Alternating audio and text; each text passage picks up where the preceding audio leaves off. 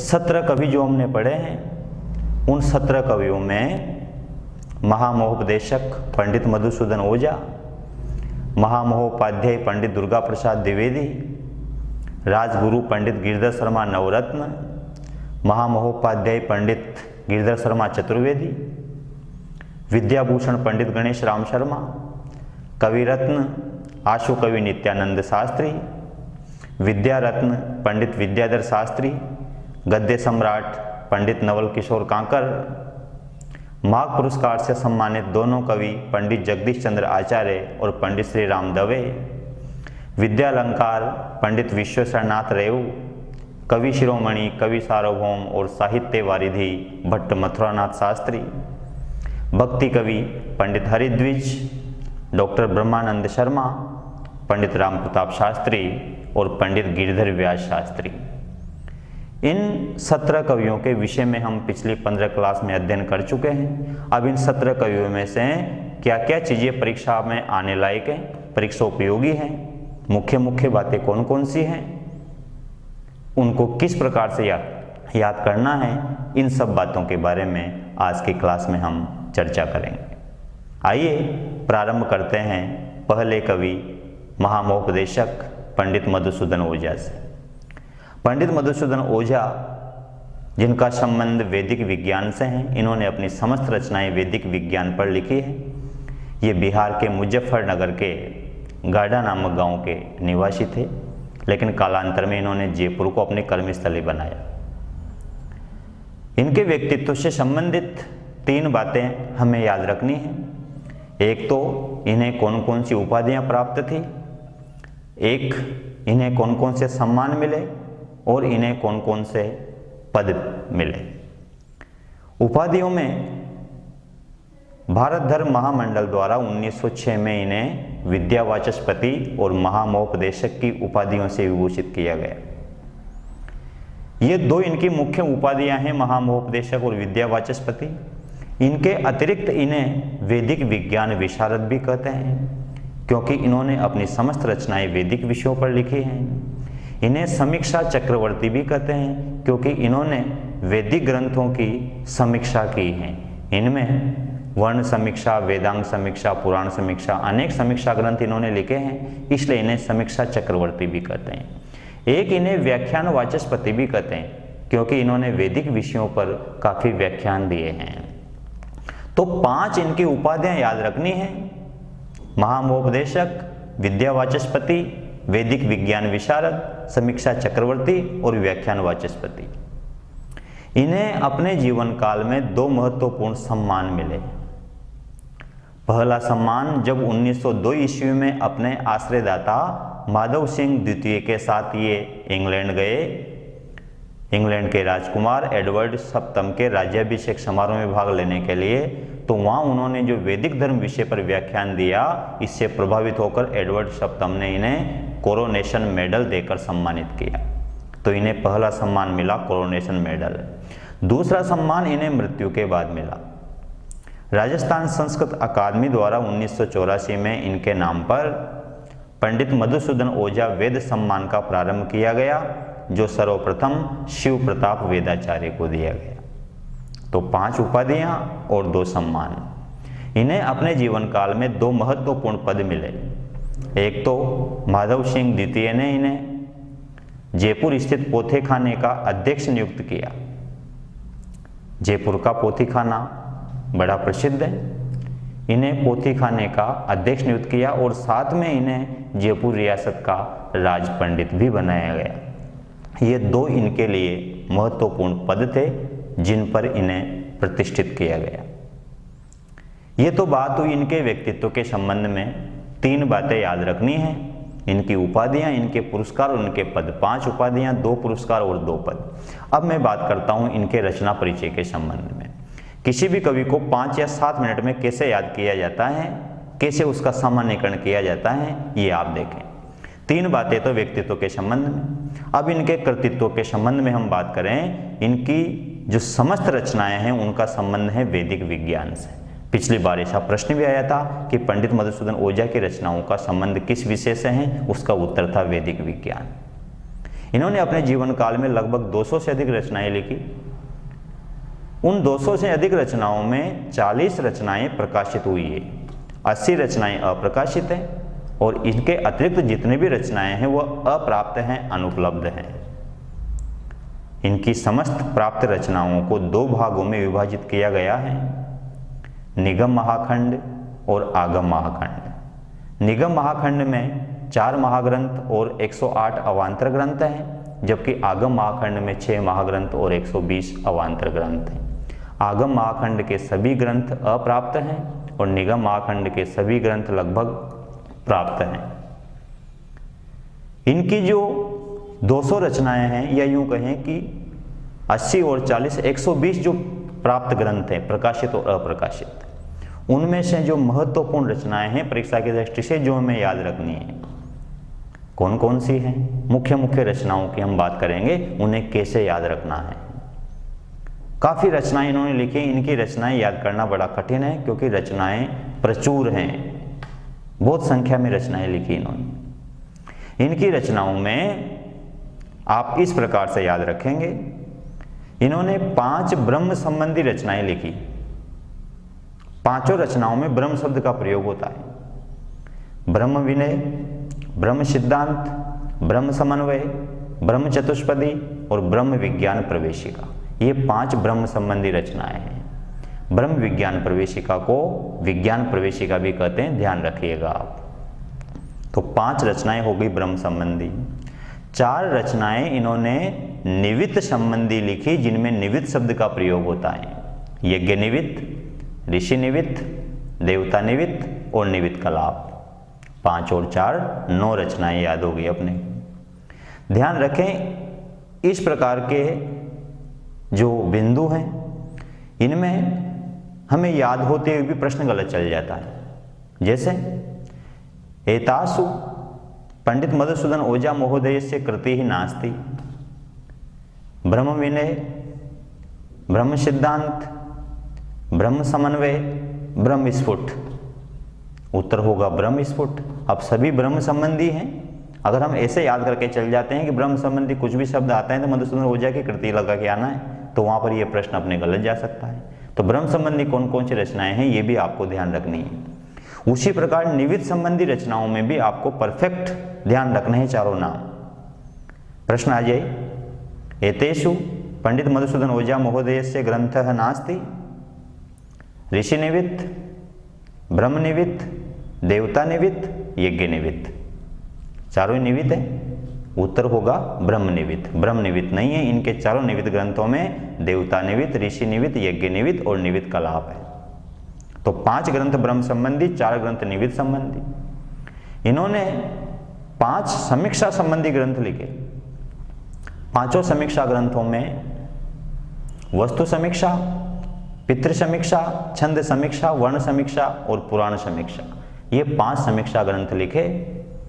6 और 4 10, 10 और 5 15, सॉरी 5 और 4 9, 9 और 5 14, 14 रचनाएं हमें याद हुई। अब हम आगे बढ़ते हैं।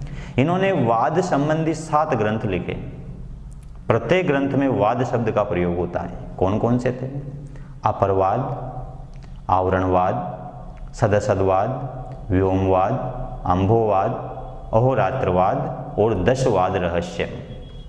ये 7 वाद ग्रंथ इन्होंने लिखे। 14 और 7 21 रचनाएं हो गई।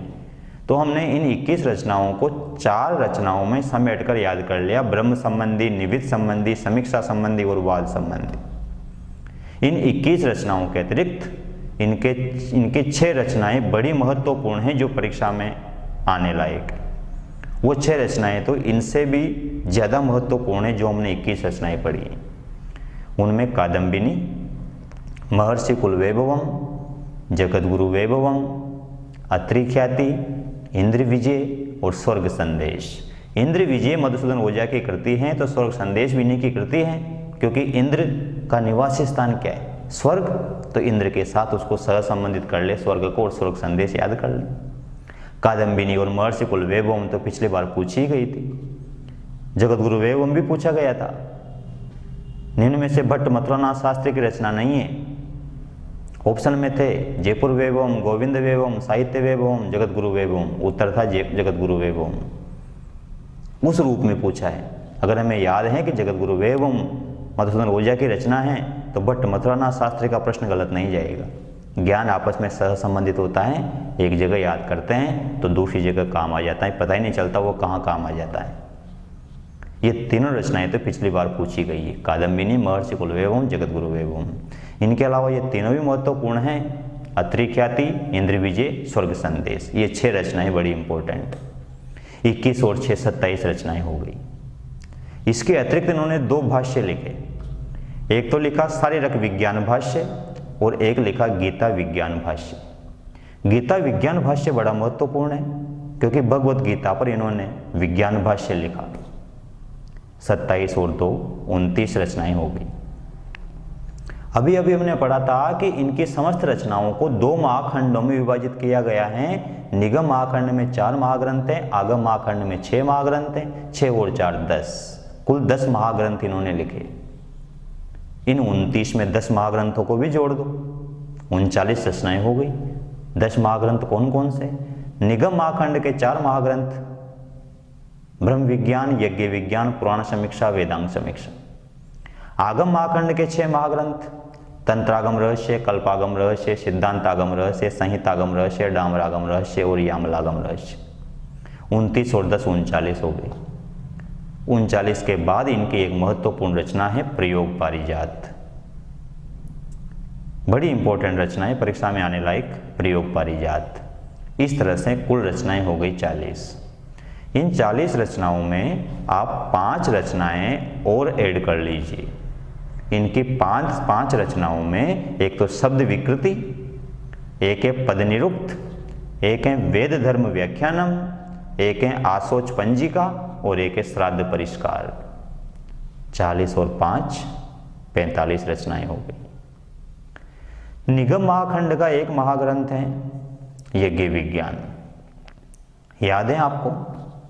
उस यज्ञ विज्ञान को 2 भागों में बांट दो, यज्ञ को अलग कर दो, विज्ञान को अलग कर दो और दोनों में मधुसूदन जोड़ दो। यज्ञ मधुसूदन और विज्ञान मधुसूदन, ये 2 भी इनकी रचना है। यज्ञ विज्ञान भी है, यज्ञ मधुसूदन भी है और विज्ञान मधुसूदन भी है।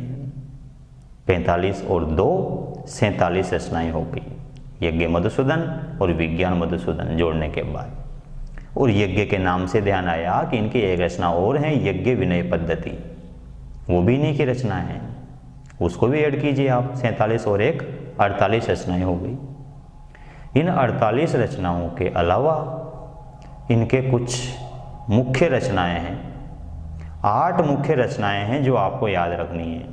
क्रमशः देखो, हम टुकड़ों में याद करते हुए जा रहे हैं, किस्तों में याद करते हुए जा रहे हैं। पिछली 15 क्लास में मैंने आपको थोड़े थोड़े किस्तों में करके सारी रचनाएं याद करवाई थी। उन रचनाओं में 8 रचनाएं आज हम और ऐड कर रहे हैं, बड़ी महत्वपूर्ण है। दिव्य विभूति, उक्त वैराजिकम, आर्य हृदय सर्वस्वम, निगम बोध शिक्षा, साइंस प्रदीप, विश्व विकास, देव युगाभास और आत्म संस्कार कल्प। 48 और 8 56 रचनाएं हमें याद हो गई। इसमें पंडित मधुसूदन ओझा की लगभग सभी मुख्य रचनाएं आ गई। और हो सके तो 3 रचनाएं और याद कर लेना, देवताध्याय, आत्माध्याय और यज्ञ विटपाध्याय। इन तीनों के साथ में पंडित मधुसूदन ओझा कंप्लीट सारी रचनाएं। अब क्या याद करोगे आप? कोई रचना ही नहीं बची, सारी रचनाएं आ गई। 59 रचनाएं हो गई कंप्लीट। इन 59 रचनाओं को अगर आपने इसी क्रम से याद कर लिया, इस सिस्टम से याद कर लिया, तो पंडित मधुसूदन ओझा के बारे में इनसे बाहर कोई प्रश्न नहीं पूछा जा सकता। देखो, इन 59 रचनाओं को कैसे याद करोगे आप क्रमशः? सबसे पहले 21 ग्रंथ याद करेंगे। ब्रह्म संबंधी 5, निवित संबंधी 4, समीक्षा संबंधी 5, वाद संबंधी 7। उन 21 ग्रंथों के बाद 6 महत्वपूर्ण ग्रंथ। 6 महत्वपूर्ण ग्रंथों में कादम्बिनी, महर्षि कुल वैभवम, जगत गुरु वैभवम, अत्रि ख्याति, इंद्र विजय, स्वर्ग संदेश, वहाँ 27 हो जाएंगे। तो पहले चरण में 21 ग्रंथ, दूसरे खंड में 6 ग्रंथ 27 हो गए, फिर तीसरे चरण में 2 भाष्य याद करेंगे, शारीरक विज्ञान भाष्य और गीता विज्ञान भाष्य, 29 हो गए। फिर चौथे चरण में आप 10 महाग्रंथ याद करके इनमें जोड़ेंगे, 39 हो गए। 5वें चरण में प्रयोग परिजाय जोड़ेंगे तो 40 हो गए। छठे चरण में 5 महत्वपूर्ण रचनाएं जोड़ेंगे इनमें। उन 5 महत्वपूर्ण रचना में वेद धर्म व्याख्यानम, आशोच पंजिका, वेद धर्म व्याख्यानम, आशोच पंजिका, श्राद्ध परिष्कार, पद निरुक्तम और शब्द विकृति, 45 हो गए। ये छठा चरण कंप्लीट हो गया। 7वें चरण में आप 3 ग्रंथ और ऐड करेंगे यज्ञ विज्ञान से संबंधित, यज्ञ मधुसूदन, विज्ञान मधुसूदन और यज्ञ विनय पद्धति, 48 ग्रंथ हो गए। 8वें चरण में आप 8 रचनाएं और ऐड करेंगे, दिव्य विभूति, उक्त वैराजिकम, आर्य हृदय सर्वस्वम, निगम बोध शिक्षा, साइंस प्रदीप, विश्व विकास, देव युगाभास और आत्म संस्कार कल्प, 56 हो गए। और 9वें चरण में आप 3 ग्रंथ और ऐड कर लेना, हो सके तो देवताध्याय, आत्माध्याय और यज्ञ विटपाध्याय। इन 9 चरणों में पूरी 59 रचनाएं कंप्लीट। एक साथ 9 चरण याद नहीं होंगे, पहला प्रथम चरण, फिर दूसरा चरण, तीसरा चरण, ऐसे धीरे धीरे चरणों को बढ़ाते हुए आप पूरे 9 चरणों में समस्त 59 रचनाएं याद कर लेना और पंडित मधुसूदन ओझा को 10 मिनट या 5 मिनट में कंप्लीट कर लेना। अब हम आते हैं हमारे दूसरे कवि महामहोपाध्याय पंडित दुर्गा प्रसाद द्विवेदी की ओर। पंडित दुर्गा प्रसाद द्विवेदी जयपुर के निवासी थे। पंडित दुर्गा प्रसाद द्विवेदी को महामहोपाध्याय की उपाधि भारत सरकार द्वारा दी गई थी। वस्तुतः महामहोपाध्याय की उपाधि ब्रिटिश काल से चली आ रही है। ब्रिटिश सरकार द्वारा ये पुरस्कार, ये उपाधि दी जाती थी और स्वतंत्रता प्राप्ति के बाद ये उपाधि भारत सरकार द्वारा दी जाने लगी। पंडित दुर्गा प्रसाद द्विवेदी को अपने जीवन काल में जो सर्व प्रमुख उपाधि मिली वह थी ज्योति कवि कलानिधि। आपको ध्यान है, पंडित दुर्गा प्रसाद द्विवेदी का संबंध ज्योतिष शास्त्र से है। पंडित मधुसूदन ओझा की रचनाओं का संबंध वैदिक विषय से था, वैदिक विज्ञान से था, तो इनकी रचनाओं का संबंध ज्योतिष विज्ञान से है। इन्होंने एक रचना लिखी थी पंचांग तत्वम। उस पंचांग तत्वम नामक निबंध के कारण, उस निबंध के लिए इन्हें शंकराचार्य ने ज्योति कवि कलानिधि की उपाधि से विभूषित किया था। पंडित दुर्गा प्रसाद द्विवेदी की रचनाओं को कैसे याद करना है, देखिए। पंडित दुर्गा प्रसाद द्विवेदी ने अपने ही नाम से एक रचना लिखी थी, दुर्गा पुष्पांजलि। दुर्गा पुष्पांजलि में दुर्गा शब्द का प्रयोग है, तो इसको याद करने में कोई विशेष परेशानी नहीं है। एक इन्होंने रचना लिखी थी धर्मशास्त्र के विषय में, चातुर्वर्ण्य शिक्षा, बड़ी महत्वपूर्ण रचना है चातुर्वर्ण्य शिक्षा। एक इन्होंने चंपू काव्य लिखा था 10 कंठवदम, और एक काव्य शास्त्रीय ग्रंथ पर टीका लिखी थी साहित्य दर्पण छाया विवृति। आचार्य विश्वनाथ की रचना साहित्य दर्पण पर इन्होंने छाया नाम से टीका लिखी थी, जिसे नाम दिया था साहित्य दर्पण छाया विवृति। तो इनका एक भक्ति काव्य है दुर्गा पुष्पांजलि, एक इनका चंपू काव्य है 10 कंठवदम, एक इनका धर्मशास्त्रीय ग्रंथ है चातुर्वर्ण्य शिक्षा, और एक इनका काव्य शास्त्रीय ग्रंथ है, टीका है साहित्य दर्पण छाया विवृति। इन ग्रंथों के अलावा इन्होंने अपनी समस्त रचनाएं ज्योतिष शास्त्र के ऊपर लिखी। ज्योतिष शास्त्र पर लिखी गई इनकी रचनाओं में जैमिनी पद्यामृतम, क्षेत्रमिति, लीलावती और बीजगणित पर विलासी टीका, अधिमास परीक्षा, सूर्य सिद्धांत समीक्षा, सिद्धांत शिरोमणि भाष्य, पंचांग तत्वम, पंचांगाभिभाषण और उत्पत्तिंदु शेखर, ये सभी रचनाएं ज्योतिष शास्त्र से संबंधित हैं। जैमिनी पद्यामृतम में इन्होंने क्या किया कि जो जैमिनी के सूत्र थे जितने भी ज्योतिष संबंधी, उन जैमिनी सूत्रों का संस्कृत पद्य अनुवाद किया। क्षेत्रमिति क्या है, जो यूक्लिड की ज्यामिति है, उसी का संस्कृत अनुवाद इन्होंने क्षेत्रमिति के नाम से किया। लीलावती और बीजगणित ये भास्कराचार्य की रचनाएं हैं, जिस पर इन्होंने विलासी नाम से टीका लिखी। इन ज्योतिषीय ग्रंथों के अलावा इन्होंने कुछ खंड काव्य भी लिखे। उन खंड काव्य में भारत शुद्धि, प्रसाद शतकम, देवराज चरितम और प्रसन्न चंडीपति अष्टक शामिल है। भारत शुद्धि एक राष्ट्र प्रेम का काव्य है। प्रसाद चरितम में पंडित दुर्गा प्रसाद द्विवेदी की आत्मकथा है। देवराज चरितम में इनके गुरु बापूदेव शास्त्री के जीवन चरित्र का वर्णन है और प्रसन्न चंडीपति अष्टक में देवी चंडी की स्तुति। इस प्रकार से पंडित दुर्गा प्रसाद द्विवेदी की सारी रचनाएं हम पढ़ चुके, इनके अलावा इनकी कोई रचनाएं नहीं है। अब हम बढ़ते हैं पंडित गिरिधर शर्मा चतुर्वेदी की ओर। पहले हम लेते हैं पंडित गिरिधर शर्मा नवरत्न को, उसके बाद हम चलेंगे पंडित गिरिधर शर्मा चतुर्वेदी की तरफ। राजगुरु पंडित गिरिधर शर्मा नवरत्न झालरापाटन के निवासी थे और राजगुरु की उपाधि से विभूषित थे, जो इन्हें कुल क्रम से प्राप्त हुई थी। भवानी सिंह के आश्रय में ये रहते थे। पंडित गिरिधर शर्मा नवरत्न का रचना साहित्य बड़ा समृद्ध है। ये एक सफल अनुवादक रहे हैं। अनुवादक वही हो सकता है जिन्हें एक से अधिक भाषाओं का ज्ञान हो, तभी अच्छा अनुवाद वो कर सकता है। तो इन्हें संस्कृत, हिंदी, उर्दू, अरबी, फारसी, कन्नड़,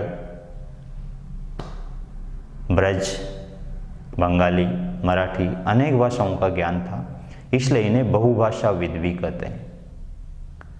इनकी रचनाओं की अगर हम बात करें तो इनकी रचनाओं को कैसे हमें याद करना है, प्राथमिकता के आधार पर। अभी मैंने कहा कि ये एक श्रेष्ठ अनुवादक रहे हैं, तो इनकी जो अनुदित कृतियां हैं वो सर्वाधिक प्रसिद्ध हैं। शेष कृतियों की अपेक्षा, शेष रचनाओं की अपेक्षा अनुदित कृतियां सर्वाधिक महत्वपूर्ण है परीक्षा की दृष्टि से, और पिछले एग्जाम में भी अनुदित कृतियों में से ही दोनों प्रश्न पूछे गए थे। इनकी 6 अनुदित कृतियां हैं: अमर सूक्ति सुधाकर, प्रेम पयोधि, स्वदेशाष्टक, नीति सौंदर्योद्यानम, करुणानिधि और करुण प्रशस्ति। बात करते हैं पहली अनुदित कृति अमर सूक्ति सुधाकर की। अमर सूक्ति सुधाकर फारसी भाषा के कवि उमर खय्याम के रुबाइयों का संस्कृत पद्यानुवाद है। जो इनकी दूसरी अनुदित कृति है प्रेम पयोधि, वो ब्रज भाषा के कवि नंददास की रचना भ्रमर गीत का संस्कृत पद्यानुवाद है। तीसरी अनुदित कृति है स्वदेशाष्टक, वह हाफिज की उर्दू गजलों का संस्कृत पद्यानुवाद है। चौथी अनुदित कृति है नीति सौंदर्योद्यानम, वह फारसी भाषा के कवि शेख सादी की रचना गुलिस्ता का संस्कृत पद्यानुवाद है। पांचवी अनुदित कृति है करुणानिधि, यह शेख सादी की ही रचना करीमा का संस्कृत पद्यानुवाद है।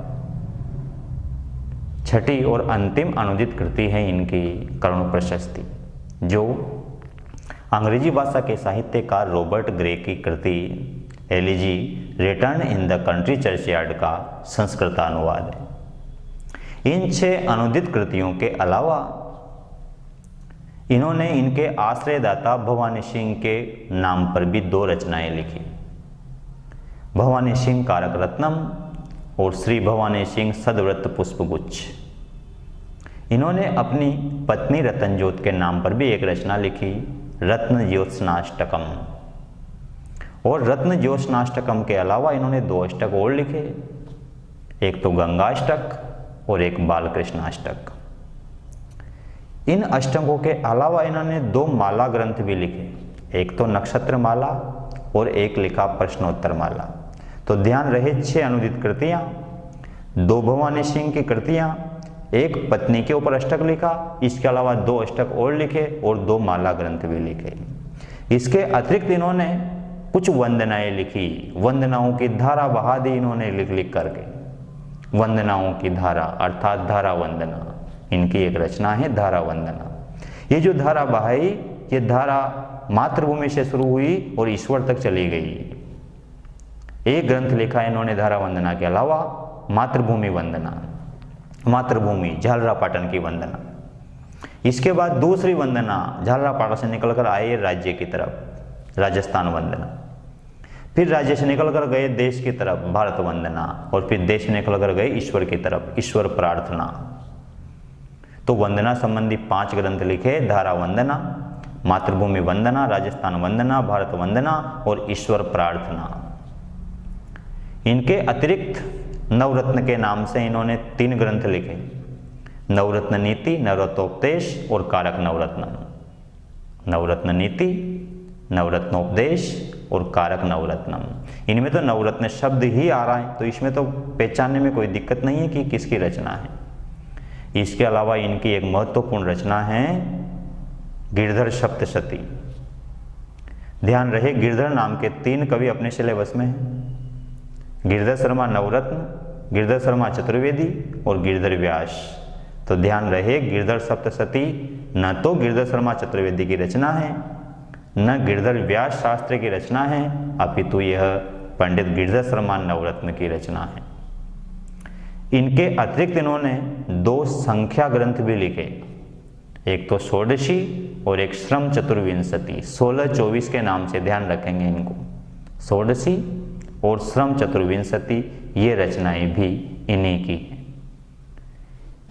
इन महत्वपूर्ण रचनाओं के अलावा हो सके तो 2-5 रचनाएं और याद कर लेना। न्याय वाक्य सुधा, जापान विजय, अभेद रस, चाणक्य सूत्रकारिका और सूर्य शतक टीका। जो सूर्य शतक लिखा था मयूर भट्ट ने, उसकी टीका इन्होंने लिखी।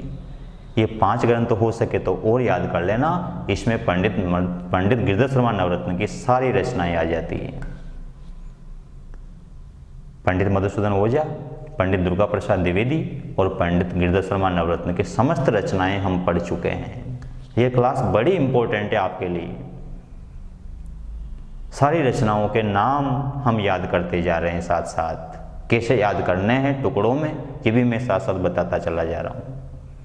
नवरत्न के बाद हम यहाँ से प्रयाण करते हैं और अपना अगला पड़ाव होगा पंडित गिरधर शर्मा चतुर्वेदी। पंडित गिरधर शर्मा चतुर्वेदी को भी महामहोपाध्याय की उपाधि प्राप्त थी। पंडित गिरधर शर्मा चतुर्वेदी की आत्मकथा है, आत्मकथा और संस्मरण, हिंदी में लिखी थी इन्होंने, आत्मकथा और संस्मरण। इन्हें 3 बातों के लिए जाना जाता है। पहली बात, 1958 में जब राष्ट्रपति पुरस्कार की श्रृंखला प्रारंभ हुई, भारत सरकार ने सर्वप्रथम 1958 में राष्ट्रपति पुरस्कार देना प्रारंभ किया था और 1958 में सर्वप्रथम 4 व्यक्तियों को राष्ट्रपति पुरस्कार दिया गया था और उन 4 व्यक्तियों में पंडित गिरधर शर्मा चतुर्वेदी एक व्यक्तित्व थे जिन्होंने सर्वप्रथम राष्ट्रपति पुरस्कार प्राप्त किया था। दूसरी बात जिसके लिए इन्हें याद किया जाता है वो ये है कि 1904 में इन्होंने संस्कृत रत्नाकर नामक प्रसिद्ध पत्रिका का प्रकाशन प्रारंभ किया था, जो आज भारत की सर्वश्रेष्ठ संस्कृत पत्रिका है, सर्वाधिक प्रसिद्ध संस्कृत पत्रिका है। 1904 में इसका प्रकाशन इन्होंने ही प्रारंभ किया था, जिसके प्रथम संपादक भट्ट मथुरानाथ शास्त्री रहे थे। तीसरी बात जिसके लिए इन्हें याद किया जाता है, इनके नाम पर 2001-2 ईस्वी में राजस्थान संस्कृत अकादमी द्वारा पंडित गिरधर शर्मा चतुर्वेदी वेद सम्मान प्रारंभ किया गया, जो 2004 में सर्वप्रथम बद्री प्रसाद शास्त्री को मिला। ये तो बातें हुई इनके व्यक्तित्व से संबंधित। अब हम आते हैं इनके कृतित्व की ओर। पंडित गिरधर शर्मा चतुर्वेदी ने अनेक विषयों पर रचनाएं लिखी। इनकी रचनाओं को हम 8 भागों में विभाजित कर सकते हैं सुविधा की दृष्टि से, याद करने में सौविध्य हो, इसके लिए इनकी रचनाओं को 8 भागों में हमने विभाजित किया। सबसे पहले हम लेते हैं इनकी काव्य शास्त्रीय रचना। इनकी काव्य शास्त्रीय रचना है कवि काव्य शब्दों। दूसरे नंबर पर आते हैं इनके कथा ग्रंथ। 2 कथाएं प्रसिद्ध हैं, कश्चित कवि और पितृपदेश। इनमें सर्वाधिक महत्वपूर्ण कथा है कश्चित कवि, जो परीक्षा में आने लायक है, ये समझो कि आई गई कश्चित कवि। तीसरे जो खंड है इनका वो वैदिक विषयों से संबंधित है। इनकी जो वैदिक रचनाएं हैं उनमें ऋतम च सत्यम च, वेदेषु विज्ञानम, वेदेषु पितर और वेदेषु यज्ञाः, ये इनके वैदिक ग्रंथ है, वैदिक रचनाएं हैं। इनके दर्शन ग्रंथ भी बड़े प्रसिद्ध हैं। 2 दर्शन ग्रंथ इन्होंने लिखे, एक तो प्रमेय पारिजात और एक प्राचीन दर्शनानि तेषाम आविर्भाव कालस्य। तो एक तो हो गए काव्य शास्त्रीय ग्रंथ, एक हो गए कथा ग्रंथ, एक हो गए वैदिक ग्रंथ, एक हो गए दर्शन ग्रंथ, एक इन्होंने पुराण संबंधी ग्रंथ लिखे।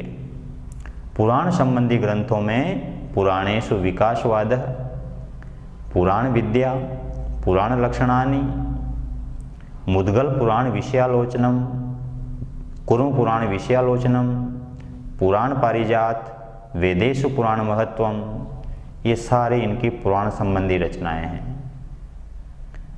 ये इनका 5वां खंड हुआ। छठे खंड के रूप में इन्होंने धर्मशास्त्र विषय पर रचनाएं लिखी। धर्मशास्त्र पर इनकी प्रसिद्ध रचना है चातुर्वर्ण्यम, जो पिछली बार भर्ती परीक्षा में पूछी भी गई थी 2014 वाले एग्जाम में। ध्यान रहे, चातुर्वर्ण्य शिक्षा पंडित दुर्गा प्रसाद द्विवेदी की रचना है, जबकि चातुर्वर्ण्यम पंडित गिरिधर शर्मा चतुर्वेदी की रचना है। प्रमेय पारिजात और पुराण पारिजात चतुर्वेदी की रचना है, जबकि प्रयोग पारिजात मधुसूदन ओझा की रचना है। इस तरह से आप तुलनात्मक दृष्टिकोण रखते हुए पढ़ें, एक के साथ दूसरा कभी भी क्लियर हो जाएगा। धर्मशास्त्र संबंधित रचनाओं की हम बात कर रहे थे। धर्मशास्त्र संबंधित रचनाओं में चातुर्वर्ण्यम, ईश्वर साधो शास्त्रीय व्यवस्था और प्रमीत पति का धर्मालोचनम, और एक है पितृविवेक। ये 4 रचनाएं इनकी धर्मशास्त्र से संबंधित। फिर रिपीट कर रहा हूं, चातुर्वर्ण्यम, प्रमीत पति का धर्मालोचनम, पितृविवेक और ईश्वर साधो शास्त्रीय व्यवस्था। ये बात हुई इनके छठे खंड की। इनका 7वां खंड है व्याकरण। व्याकरण पर इनकी एक ही रचना प्रसिद्ध है, प्राचीनानि व्याकरणानि वैयाकरणाश्च। एक रचना और लिखी, ओजिष्ठादि विचारालोचनम, लेकिन वो इतनी महत्वपूर्ण नहीं। इन 7 खंडों के अलावा इन्होंने कुछ रचनाएं और लिखी, जिन्हें हम अन्य रचनाओं के खंड में रख सकते हैं। इनमें इनकी सबसे महत्वपूर्ण कृति है, एक समस्या पूर्ति परक पद्य है, विद्यार्जने के गुणा, जो इन्होंने संस्कृत रत्नाकर पत्रिका में लिखा था। विद्यार्जने के गुणा के अलावा एक प्रसिद्ध रचना है इनकी कल्पलतेव विद्या। एक रचना है रत्नाकर से आत्मकथा, सम्मेलन से आत्मकथा, वर्षा मनः कर्षति, अनावृतम पत्रम। ये सारी इनकी कुछ अन्य कृतियां हैं, कुछ निबंध हैं, कुछ लेख हैं। इसके साथ ही पंडित गिरिधर शर्मा चतुर्वेदी की समस्त रचनाएं समाप्त हो जाती। 8 खंडों में बांट लें, काव्य शास्त्रीय रचनाएं, कथाएं, वैदिक रचनाएं, पुराण रचनाएं, दर्शन संबंधी रचनाएं, धर्मशास्त्र संबंधी रचनाएं, व्याकरण विषयक रचनाएं और अन्य रचनाएं, और 8 को अलग अलग याद कर लें। अब हम बढ़ते हैं 5वें कवि विद्याभूषण पंडित गणेश राम शर्मा की ओर। पंडित गणेश राम शर्मा डूंगरपुर के निवासी थे और डूंगरपुर महारावल लक्ष्मण सिंह के राज पंडित थे। इन्हें 1950 में भारत धर्म महामंडल द्वारा विद्या वाचस्पति की उपाधि दी गई थी। इन्हें शकुनी भी कहते थे, क्योंकि ज्योतिष शास्त्र का ज्ञान और शकुन शास्त्र का भी इन्हें ज्ञान था। पंडित दुर्गा प्रसाद द्विवेदी इनके गुरु रहे हैं। वो ज्योतिष शास्त्र से संबंधित थे, तो इनके पास ज्योतिष का ज्ञान आना स्वाभाविक है, इसलिए इनको शकुनी कहते थे, क्योंकि ये शकुन शास्त्र में पारंगत थे। पंडित गणेश राम शर्मा की रचनाओं में पहला खंड आता है उपन्यास। इन्होंने 3 उपन्यास लिखे। पहला उपन्यास था जीवतोपि प्रेत भोजनम, दूसरा था मूढ़ चिकित्सा, और तीसरा है मामकीनो जीवन संघर्ष। जीवतोपि प्रेत भोजनम में 7 परिच्छेद है। जीते हुए प्रेतों का भोजन, भूत प्रेतों का भोजन, मृत्यु भोज की परंपरा पर इन्होंने कुठाराघात किया था, व्यंग्य किया था, जो एक कुरीति चली आ रही है मृत्यु भोज की, इस पर प्रहार किया था। चंद्रकांत और रोहिणी को इसमें नायक नायिका बनाया था इन्होंने। दूसरा उपन्यास है मूढ़ चिकित्सा, जिसमें 20 प्रकरण हैं, और तीसरा उपन्यास है मामकिनो जीवन संघर्ष, इसमें 11 विभाग है। मूढ़ चिकित्सा में मूर्खों पर व्यंग्य है, मूर्खों का परिहास उड़ाया गया है, जबकि मामकिनो जीवन संघर्ष में इन्होंने अपनी आत्मकथा और अपने पूर्वजों के जीवन चरित्र का वर्णन किया है।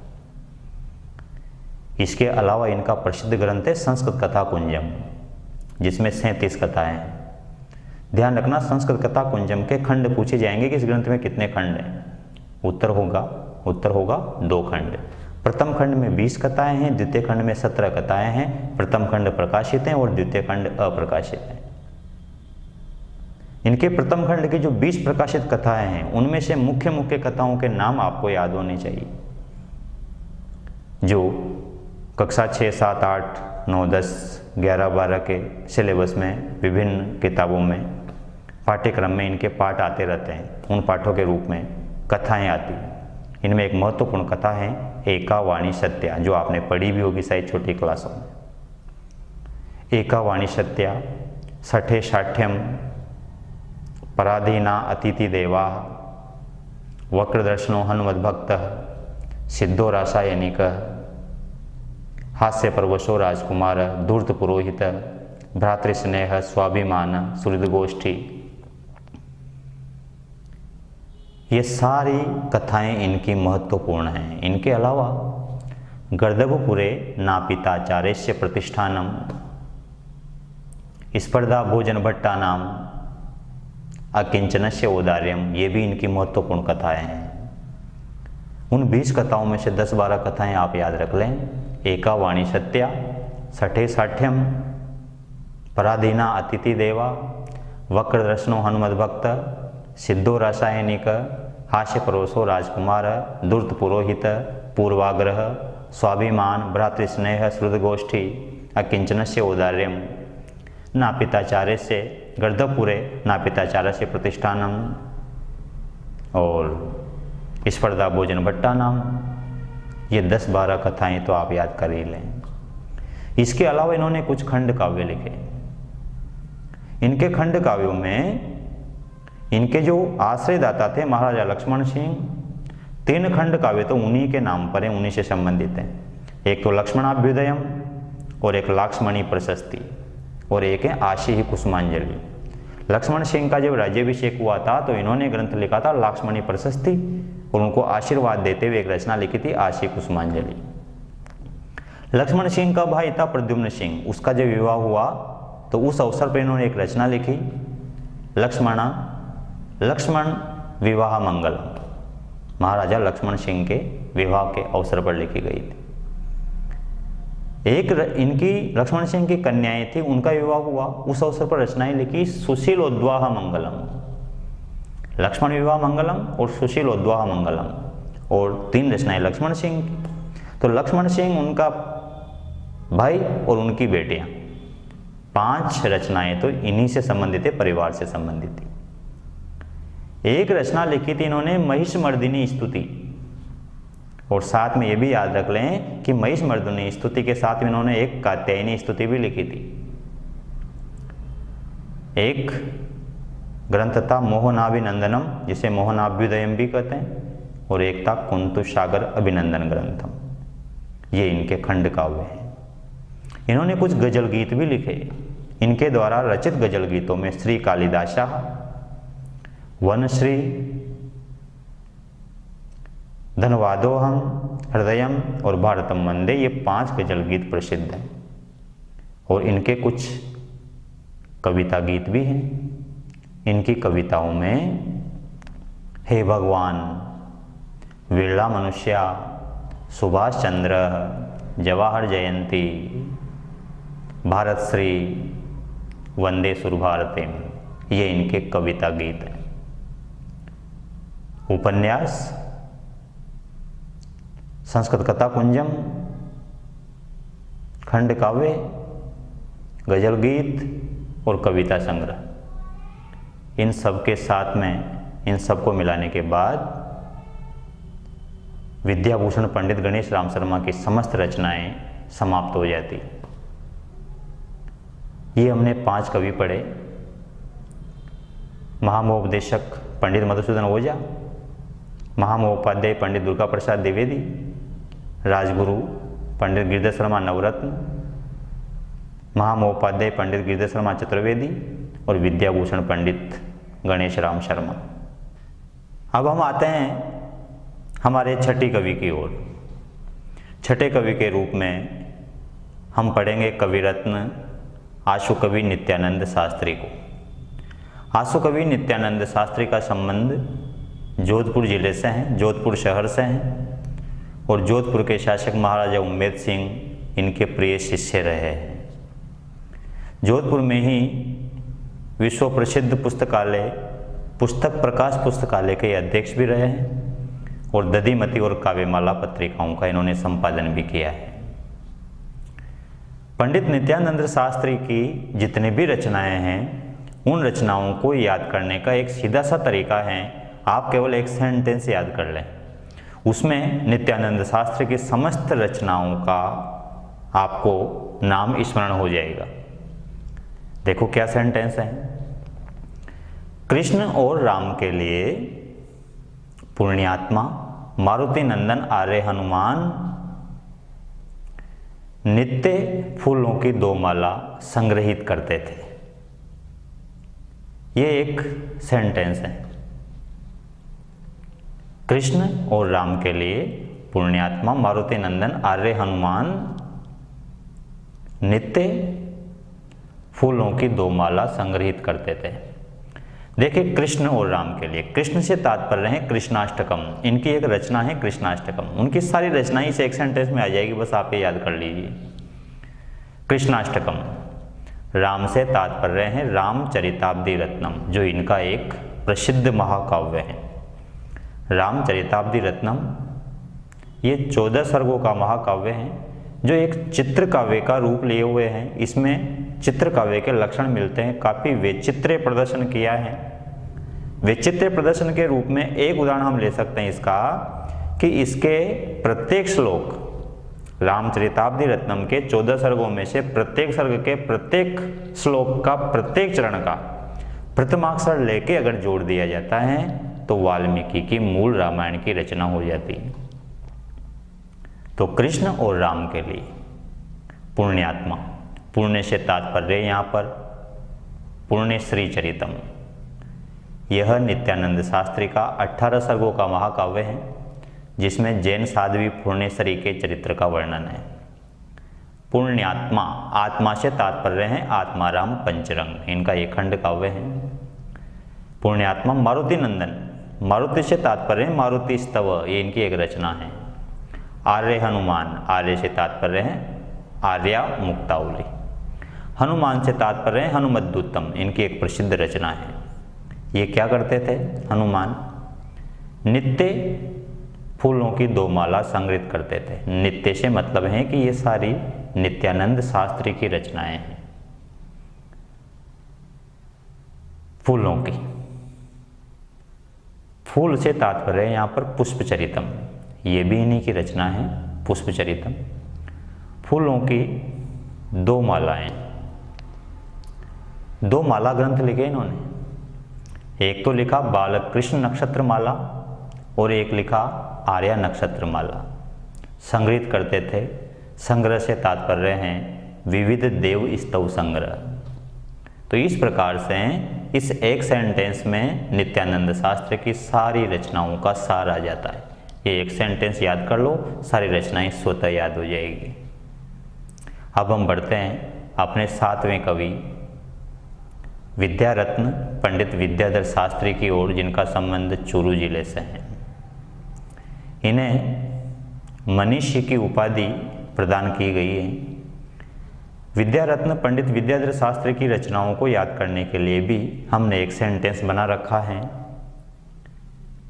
देखिए, पंडित विद्याधर शास्त्री की रचना शिव हिमाद्री आनंद काव्य, एक रचना लिखी थी इन्होंने शिव हिमाद्री आनंद काव्य। पंडित विद्याधर शास्त्री की रचना शिव हिमाद्री आनंद काव्य ने, देखो विद्याधर शास्त्री को आप कैसे याद रखेंगे उनकी रचनाओं को, इसका सेंटेंस देखें आप। एक सेंटेंस में सारी रचनाएं आ जाती है। इससे पूर्व हमने नित्यानंद शास्त्री की रचनाओं को याद करने के लिए भी एक सेंटेंस बनाया था। वो सेंटेंस मैंने अभी बोला था कि कृष्ण व राम के लिए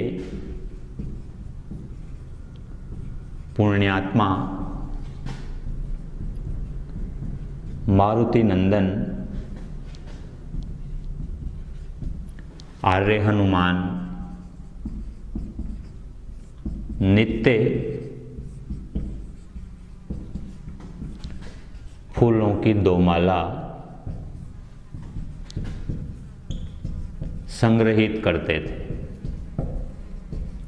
ये एक सेंटेंस है, इसमें सारी रचनाएं आ जाती हैं। फिर मैं रिपीट कर रहा हूं, यहाँ पर कृष्ण से तात्पर्य है कृष्णाष्टकम, रामचरिताब्दि रत्नम महाकाव्य है, पूर्णश्री चरितम महाकाव्य है, आत्माराम पंचरंग, मारुति स्तव, आर्य मुक्तावली, हनुमद्दूतम, पुष्पचरितम, दो मालाओं से तात्पर्य हैं बालकृष्ण नक्षत्र माला और आर्य नक्षत्र माला।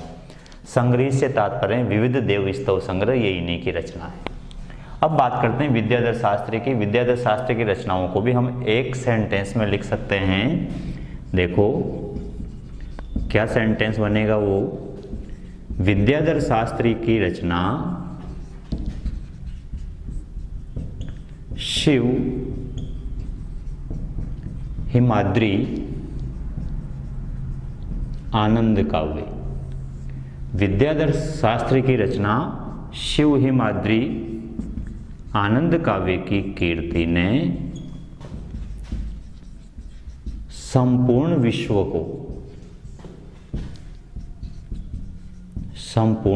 को अमृत पिलाकर कलयुग की लहर को, संपूर्ण विश्व को अमृत पिलाकर कलयुग की लहर को दुर्बल कर दिया। ये सेंटेंस देखिए आप, इसमें सारी रचनाएं आ जाती हैं। विद्याधर शास्त्री की रचना शिव हिमाद्री आनंद काव्य, शिव से तात्पर्य है शिव पुष्पांजलि, इनकी रचना है। हिमाद्री से तात्पर्य है हिमाद्री महात्म्यम, आनंद से तात्पर्य है आनंद मंदाकिनी और काव्य से तात्पर्य है काव्य वाटिका। कीर्ति से तात्पर्य है विक्रमार्को महनीय कीर्ति, इनकी रचना है। संपूर्ण, पूर्ण एक नाटक है, पूर्णानंदम नाटक लिखा था इन्होंने 5 अंकों का, तो पूर्ण से यहाँ पर तात्पर्य है पूर्णानंदम नामक नाटक। विश्व से तात्पर्य है विश्व मानवीयम, ये एक महाकाव्य है इनका। अमृत से तात्पर्य है हरनामामृतम, ये भी महाकाव्य है। कलयुग से तात्पर्य है कलिपलायनम, ये नाटक है। लहर से तात्पर्य है इनके 3 लहरी काव्य, वैचित्र्य लहरी, लीला लहरी, मत्त लहरी। दुर्बल कर दिया, दुर्बल से तात्पर्य है दुर्बल बलम, ये भी एक नाटक है इनका। इनमें से 2 तो महाकाव्य हैं, एक तो विश्व मानवीयम और एक हरनामामृतम। हरनामामृतम महाकाव्य में 16 सर्ग हैं, विश्व मानवीयम में 9 सर्ग हैं और 3 नाटक हैं। 3 नाटकों में एक तो है पूर्णानंदम, एक है कलिपलायनम और एक है दुर्बल बलम। पूर्णानंदम में 5 अंक है और कलिपलायनम और दुर्बल बलम में 4-4 अंक है। विश्व मानवीय में 9 सर्ग हैं और हरनामामृतम में 16 सर्ग हैं। इनके अलावा जो रचनाएं बाकी ये सब खंड काव्य हैं। नित्यानंद शास्त्री की जो रचनाएं हैं इनमें रामचरिताब्दि रत्नम और पूर्णश्री चरितम, ये 2 महाकाव्य हैं। इनके अलावा जितनी भी रचनाएं हैं वो सब खंड काव्य हैं। ये बात हुई अपने दूसरे 7वें कवि पंडित विद्याधर शास्त्री की। अब इसके बाद अगले कवि आते हैं गद्य सम्राट पंडित नवल किशोर कांकर। पंडित नवल किशोर कांकर, इनको गद्य सम्राट कहते हैं। इनके विषय में प्रसिद्ध हैं मार्तंडो एवं काकरः विलक्षण विचक्षण। यह काकर नवल किशोर कांकर तो मार्तंड सूर्य के समान है, विलक्षण भी हैं और विचक्षण अर्थात विद्वान भी हैं। मार्तंडो एवं काकरः विलक्षण विचक्षण, ये प्रसिद्ध है। इनकी सारी रचनाओं को याद रखने के लिए आप एक सेंटेंस याद रख ले सिर्फ, और वो सेंटेंस हैं कि राष्ट्रवेद के रचयिता पंडित नवल किशोर कांकड़ ने, राष्ट्रवेद के रचयिता पंडित नवल किशोर कांकड़ ने मुंबई की यात्रा करने वाले शास्त्रीय ब्राह्मण भाइयों के लिए आदर्श प्रबंध किया। ये देखो, इस सेंटेंस में पंडित नवल किशोर कांकर की सारी रचनाएं आ जाती। राष्ट्रवेद इनकी एक प्रसिद्ध रचना है जिसमें 11 सूक्त हैं। राष्ट्र गायत्री छंद में लिखी गई रचना है ये। नवल किशोर काकड़ ने क्या किया, मुंबई की यात्रा करने वाले शास्त्रीय ब्राह्मण भाइयों के लिए, मुंबई से तात्पर्य है मुंबापुरी वर्णनम, इनका एक खंड काव्य है मुंबापुरी वर्णनम। एक यात्रा विलास गद्य काव्य इनका। शास्त्रीय का अर्थ है शास्त्र सर्वस्वम, ब्राह्मण का अर्थ है द्विज दशा प्रकाश, ब्राह्मण को द्विज भी कहते हैं, इनका खंड काव्य है द्विज दशा प्रकाश। भाई से तात्पर्य है भ्रातृस्नेह, इनके लिए आदर्श प्रबंध किया। आदर्श से तात्पर्य है इनकी एक रचना है आदर्श कन्या सुकन्या, और प्रबंध में इनके 3 प्रबंध काव्य आते हैं, प्रबंध अमृतम, प्रबंध मकरंदम और प्रबंध गद्य माधुरी। तो ध्यान रहे, मुंबापुरी वर्णनम और द्विज दशा प्रकाश ये 2 तो खंड काव्य हैं। राष्ट्रवेद ये एक वैदिक ग्रंथ है, वैदिक काव्य है। आदर्श कन्या सुकन्या और भ्रातृस्नेह ये 2 इनकी कथाएं हैं। इनके अलावा जितने भी ग्रंथ हैं ये सब इनके गद्य काव्य हैं। ये बात हुई पंडित नवल किशोर कांकर की, जो अपने 8वें कवि थे। अब हम बात करेंगे 9वें कवि के रूप में पंडित जगदीश चंद्र आचार्य की। पंडित जगदीश चंद्र आचार्य की रचनाओं को याद करने के लिए उनकी अलग अलग विधा के आधार पर आप याद रखें। उन्होंने नाटक भी लिखे, उन्होंने अनुदित रचना भी लिखी, उन्होंने चंपू काव्य भी लिखा, खंड काव्य भी लिखे। जगदीश चंद्र आचार्य का नाटक था सत्यमेव जयते। उनकी अनुदित रचना है मनोबोध। वस्तुतः मराठी भाषा के कवि थे समर्थ गुरु रामदास, उनकी मराठी रचना थी मनाचे श्लोका, उसका इन्होंने संस्कृत में अनुवाद किया मनोबोध के नाम से। पंडित जगदीश चंद्र आचार्य की एक चंपू रचना है, चंपू ग्रंथ है मकरंदिका। मकरंदिका नायिका है इसकी, नायिका के आधार पर इसका नामकरण हुआ है और इसके नायक हैं चित्रकेतु। एक तो नाटक हुआ, एक अनुदित कृति हुआ और एक चंपू काव्य हुए, 3 रचनाएं हुई। इनकी 3 पुरस्कृत रचनाएं भी हैं जिनको पुरस्कार मिला है। इनका एक खंड काव्य है वासुदेव चरितम, इसके लिए इन्हें राजस्थान संस्कृत अकादमी से माघ पुरस्कार मिला। एक जो इनका मकरंदिका चंपू काव्य है, इसके लिए इन्हें उत्तर प्रदेश संस्कृत अकादमी से बाणभट्ट पुरस्कार मिला। एक खंड काव्य है प्रियदर्शनोत्सुक, इसके लिए इन्हें केंद्रीय साहित्य अकादमी पुरस्कार मिला। तो नाटक हुआ, एक चंपू काव्य हुआ, एक अनुदित कृतियां हुई, 3 पुरस्कृत रचनाएं हुई जिन पर पुरस्कार मिला। इसके अलावा इनकी 3 रचनाएं प्रसिद्ध हैं। कौन कौन सी है देखते हैं, इसका स्क्रीनशॉट ले लीजिए आप। पंडित जगदीश चंद्र आचार्य की रचनाओं को याद करने के लिए आप उनको 3 खंडों में विभाजित कर दीजिए। सबसे पहले तो विधा के आधार पर इनकी 3 रचनाएं, और उन 3 रचनाओं में एक तो नाटक है, पंडित जगदीश चंद्र आचार्य का नाटक है सत्यमेव जयते। एक इनकी अनुदित कृति है मनोबोध।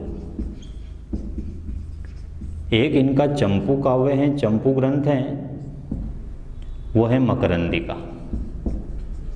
इस मकरंदिका का नायक है चित्रकेतु। मकरंदिका नायिका है, चित्रकेतु इसके नायक है।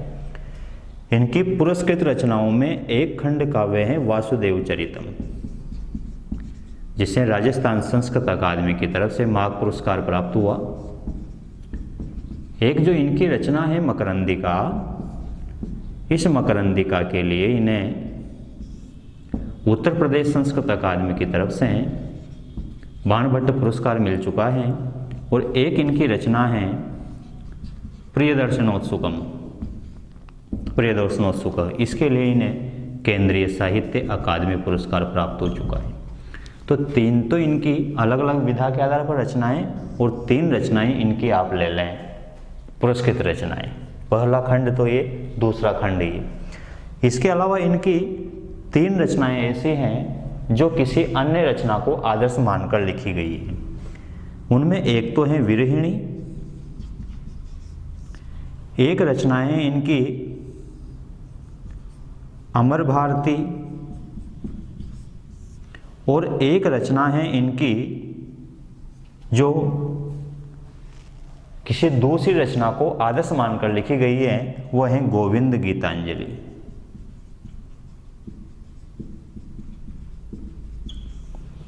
विरहिणी में रघुवंश का जो अज विलाप का प्रसंग है 8वें सर्ग में, उस रघुवंश के 8वें सर्ग के अज विलाप के प्रसंग से प्रेरित होकर के विरहिणी नामक खंड काव्य लिखा है पंडित जगदीश चंद्र आचार्य ने। जो कालिदास की रचना मेघदूत है, मेघदूत की शैली में लिखा गया एक विरह गीति काव्य है अमर भारती। और जयदेव की जो रचना है गीत गोविंद, इस गीत गोविंद की शैली में लिखा गया एक खंड काव्य है गोविंद गीतांजलि। ये तीसरा ब्लॉक हो गया। इसके अलावा आप इनकी 2 रचनाएं और याद रख लें, एक तो संगीत लहरी और एक है मंदाकिनी माधुरी। इसमें जगदीश चंद्र आचार्य की लगभग सभी मुख्य रचनाएं आ जाती हैं। तो इन 4 खंडों में विभाजित करके आप इनकी रचनाओं को याद करें।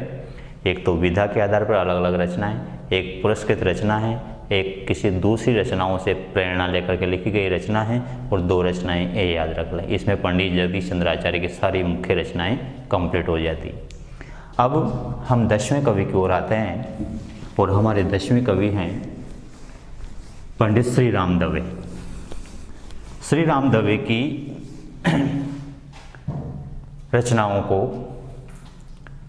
हम पहले तो विधा के आधार पर याद करेंगे। इनकी जो मुख्य रचनाएं हैं, मुख्य रचनाओं में 3 महाकाव्य हैं इनके, भृत्याभरणम, राजलक्ष्मी स्वयंवरम और साकेत संगरम। तो 3 तो इनके महाकाव्य याद कर लें आप। सबसे पहले तो महाकाव्यों में पहला महाकाव्य है भृत्याभरणम, दूसरा महाकाव्य है राजलक्ष्मी स्वयंवरम, और तीसरा महाकाव्य है इनका साकेत संगरम। भृत्याभरणम में 37 सर्ग हैं, राजलक्ष्मी स्वयंवर में 18 सर्ग हैं, और साकेत संगरम में 15 सर्ग हैं। इसके अतिरिक्त इन्होंने 3 अनुदित कृतियां भी लिखी। इनकी 3 अनुदित कृतियों में एक तो हैं यवनी नवनीतम, एक हैं अकिंचन चैत्यम, और एक हैं ब्रह्म रसायनम। ये 3 इनकी अनुदित रचनाएं हैं। इसके अलावा इनके जितने भी खंड काव्य हैं, उन खंड काव्यों को याद करने के लिए आप एक सेंटेंस का प्रयोग कर सकते हैं। देखो कैसा सेंटेंस, भूकेतव रूपी परिखा युद्ध। एक इनकी रचना है परिखा युद्धम।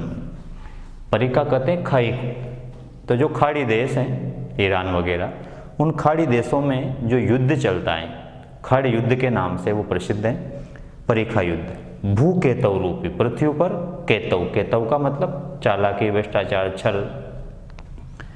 भूकेतव रूपी परिखा युद्ध के देखो, जब परिखा युद्ध हुआ, खाड़ी युद्ध हुआ, तो इस खाड़ी युद्ध ने विश्व में जो तांडव मचाया, उस तांडव को आप इस रूप में याद रख सकते हैं कि भूकेतव रूपी परिखा युद्ध ने वो तांडव, उस तांडव का प्रभाव कामधेनु तक भी गया। कामधेनु की यहां पर एक चीज और याद कर लें, भूकेतु रूपी परीक्षा युद्ध की करुण व अपांग लीला, करुण व अपांग लीला ने कामधेनु की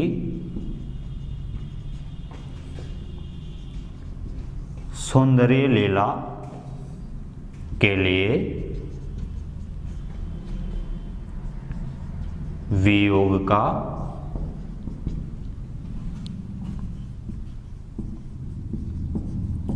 काल कौतुक मंजर उत्पन्न किया।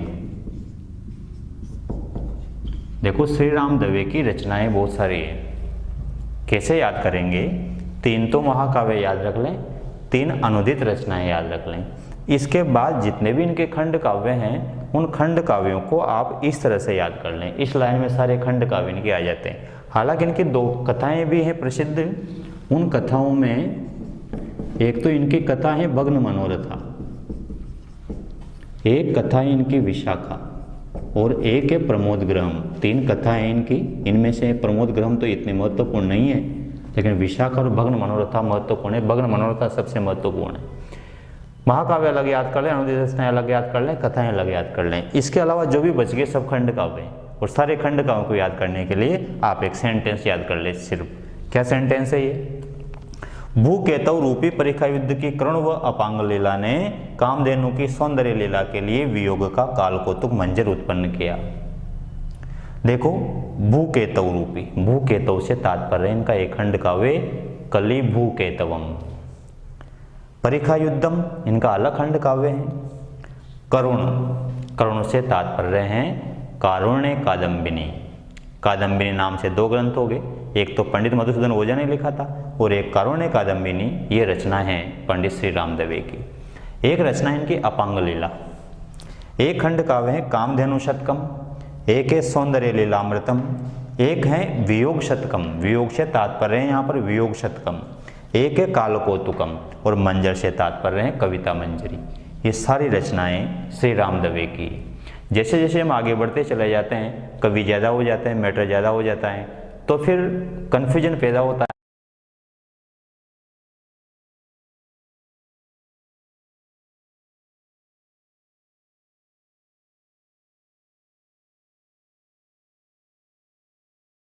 याद होने में परेशानी आती है, इसलिए आप इस तरह से सेंटेंस बना के, सहसंबंध बना के याद रख सकते हैं। ये मैंने कुछ प्रयास किया है, आप इन सेंटेंस के माध्यम से इनकी सारी रचनाएं याद कर सकते हैं। ये अपने कवि थे पंडित श्री राम दवे, जो अपने 10वें कवि थे।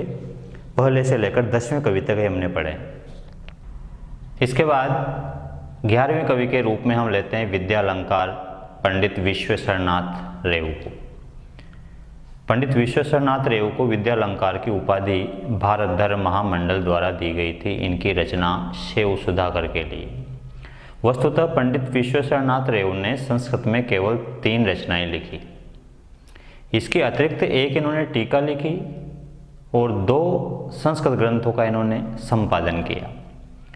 इनकी सर्वाधिक महत्वपूर्ण रचना है विश्वेश्वर स्मृति, जो मनुस्मृति की तर्ज पर लिखा गया था। इस विश्वेश्वर स्मृति में 2 खंड हैं, 2 भाग हैं इसके, और इसमें 12 अधिकार हैं, 1300 श्लोक है, अनुष्ठुप छंद में ये लिखा गया है। दूसरी संस्कृत रचना है इनकी आर्य विधानम, और तीसरी रचना है आर्य विधानम मतलब हिंदू लॉ, हिंदू कानून, और तीसरी रचना है ऋग्वेद का ऐतिहासिक महत्व। ये तो इनकी स्वयं की रचनाएं हैं। एक इन्होंने टीका ग्रंथ लिखा, सदानंद गिरी की टीका है शिव सुधाकर। उसके ऊपर इन्होंने शिव सुधाकर नाम से ही टीका लिखी और इसी शिव सुधाकर टीका के लिए इन्हें भारत धर्म महामंडल द्वारा विद्यालंकार की उपाधि से विभूषित किया गया था। 2 ग्रंथों का इन्होंने संपादन किया, उनमें एक है कृष्ण विलास, ये जोधपुर के शासक महाराजा मान सिंह की रचना है, और एक है वेदांत पंचम, वेदांत पंचकम, जो वस्तुतः जोधपुर के शासक महाराजा जसवंत सिंह की जो 5 रचनाएं हैं, उन 5 रचनाओं का संकलन करके इन्होंने उसे संपादित कराया, उसका नाम है वेदांत पंचकम। तो विश्वेश्वरनाथ रेवु के संबंध में एक तो इनकी उपाधि याद रखें विद्यालंकार, और इनकी 3 संस्कृत की मुख्य रचनाएं याद रखें, एक टीका ग्रंथ शिव सुधाकर और 2 इनके संपादित ग्रंथ। ये 6 रचनाएं इनकी याद रखनी है। इनमें से भी मुख्य रचनाएं तो शिव सुधाकर है और विश्वेश्वर स्मृति और आर्य विदानम है, ये 3 मुख्य हैं। अब हम बात करते हैं कवि शिरोमणि, कवि सार्वभौम और साहित्य वारिधि भट्ट मथुरानाथ शास्त्री की। भट्ट मथुरानाथ शास्त्री मंजूनाथ नाम से काव्य लिखते थे, उनका उपनाम था मंजूनाथ। इनकी रचनाओं में एक तो इनका प्रसिद्ध उपन्यास है आदर्श रमणी। हालांकि उन्होंने उपन्यास इसके अलावा और भी लिखे, जिसे मुगल साम्राज्य विस्तार को महाराजो मानसिंह, ये भी इनका उपन्यास है, लेकिन चूंकि वह अप्रकाशित है इसलिए उसका नाम उल्लेख प्राय नहीं किया जाता है।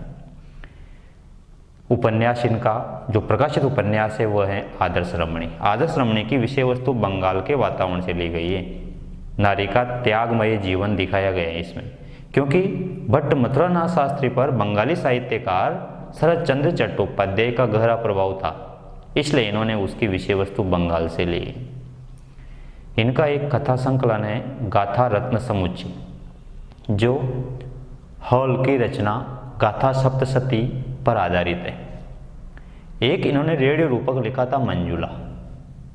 इसके अलावा इन्होंने 3 मुक्तक काव्य लिखे, मनोलहरी, प्रबंध पारिजात और समस्या संदोह।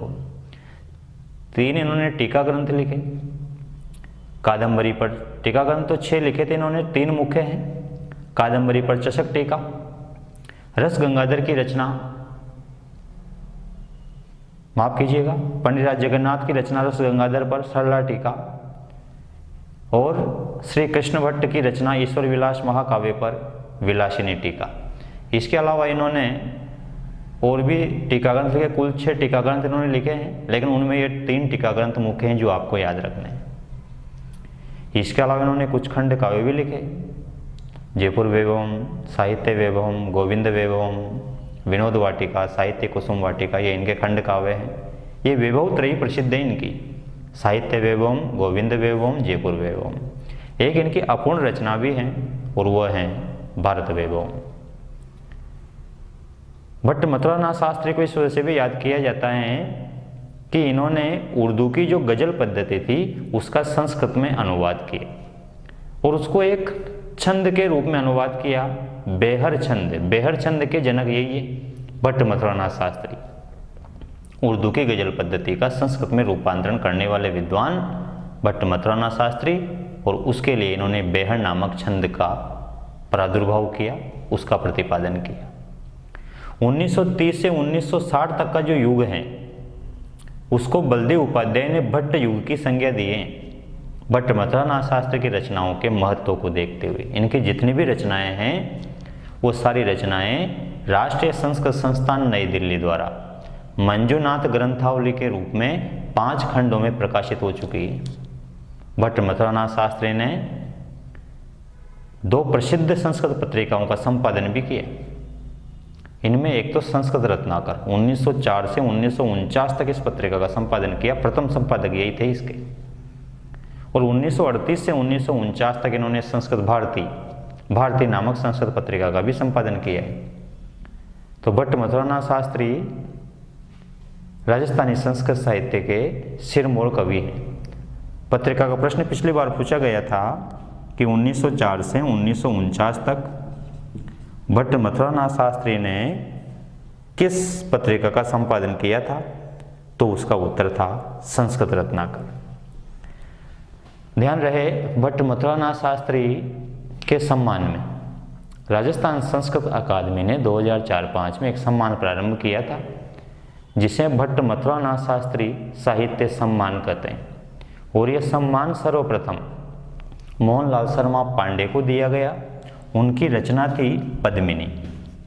पद्मिनी उपन्यास लिखा था। इस पद्मिनी उपन्यास के लिए इन्हें यह पुरस्कार दिया गया। मोहनलाल शर्मा पांडे को पहला भट्ट मथुरानाथ शास्त्री साहित्य सम्मान दिया गया। एक भट्ट मथुरानाथ शास्त्री के जितने भी निबंध हैं उन निबंधों का संपादन कराया देवर्षि कलानाथ शास्त्री ने, जो इनके पुत्र थे, और उसको नाम दिया प्रबंध पारिजात। तो प्रबंध पारिजात भट्ट मथुरानाथ शास्त्री की रचना है, न कि कलानाथ शास्त्री की। कलानाथ शास्त्री केवल उसके संपादक रहे हैं। एक प्रसिद्ध निबंध है किंतोह कुटिलता, ये भट्ट मथुरानाथ शास्त्री का ही निबंध है जो प्रबंध पारिजात में से लिया गया है, प्रबंध पारिजात में संकलित है। तो ध्यान रहे, प्रबंध पारिजात कलानाथ शास्त्री की रचना नहीं है, भट्ट मथुरानाथ शास्त्री की रचना है। इसका जो संपादन है प्रबंध पारिजात का देवर्षि कलानाथ ने कराया। लेकिन ये अक्सर एक कन्फ्यूजन रहता है विद्यार्थियों के बीच में कि प्रबंध पारिजात रचना है किसकी। तो आप आज से स्पष्ट ध्यान रखें कि ये भट्ट मथुरानाथ शास्त्री की ही रचना है। किंतु कुटिलता पूछा जाता है तब भी भट्ट मथुरानाथ शास्त्री, प्रबंध पारिजात पूछा जाता है तब भी भट्ट मथुरानाथ शास्त्री, कलानाथ शास्त्री केवल उसके संपादक हैं, लेखक नहीं। ये बात हुई भट्ट मथुरानाथ शास्त्री के संबंध में, जो आज की क्लास के अपने 12वें कवि हैं। अगले कवि आते हैं आशु कवि हरिशास्त्री दादीज।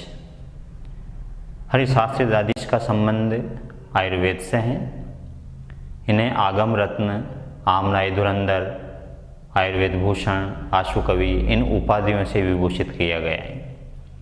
आशु कवि हरिशास्त्री दादीज की रचनाओं को हम अलग अलग विधा के आधार पर हम आसानी से याद रख सकते हैं। इन्होंने तंत्र विद्या पर भी रचना लिखी, इन्होंने आयुर्वेद पर भी रचना लिखी, इन्होंने अलंकार शास्त्र पर भी रचना लिखी, इन्होंने कव्वाली पर भी रचना लिखी, समस्या पूर्ति पर भी रचना लिखी। अलग अलग विधा के आधार पर, अलग अलग विषय के आधार पर रचना का विभाजन करने से हमें सरलता से याद हो जाएगा। कैसे याद रखेंगे? देखो, इनकी जो रचनाएं हैं, इन रचनाओं में एक तो इनकी प्रथम रचना याद रखेंगे। इनकी प्रथम रचना थी रामचंद्र स्तवः। एक रचना इन्होंने आयुर्वेद के ऊपर भी लिखी, तंत्र विद्या के ऊपर भी लिखी। तो एक तो इनकी प्रथम रचना, और प्रथम रचना थी इनकी रामचंद्र स्तवः। एक रचना इनकी तंत्र विद्या से संबंधित थी। बताइए कौन सी रचना थी तंत्र विद्या से संबंधित? तंत्र विद्या से संबंधित रचना है कोल विलास। बड़ी महत्वपूर्ण है, ध्यान रखना आप इसको। एक रचना इनकी आयुर्वेद से संबंधित थी, और इनकी आयुर्वेद से संबंधित रचना है संजीवनी साम्राज्य। एक रचना इनकी कव्वाली के रूप में है, और वह है प्रेयसी गीति। एक रचना जो इनकी है वो समस्या पूर्ति से संबंधित है, और इनकी समस्या पूर्ति से संबंधित रचना है रत्नाकर, किल, सुधाकर, साम्य मेति। ये इनकी समस्या पूर्ति परक रचना है। इनके जो अलंकार संबंधी रचना है, आलंकारिक जो इनके ग्रंथ हैं, इनकी आलंकारिक रचनाओं में एक तो ग्रंथ है अलंकार लीला, और एक ग्रंथ है इनका अलंकार कौतुकम। एक इनकी हिंदी की रचना भी है होली का हास, लेकिन चूंकि ये हिंदी की हैं इसलिए ये पूछे जाने लायक नहीं है, संभावना कम है। इसके अलावा इनके कुछ महत्वपूर्ण खंड काव्य हैं। इन महत्वपूर्ण खंड काव्य में एक तो आप याद रखेंगे उदर प्रशस्ति ही, ये बड़ा महत्वपूर्ण खंड काव्य इनका उदर प्रशस्ति। एक है इनका खंड काव्य वाणी लहरी, और एक है शक्ति गीतांजलि।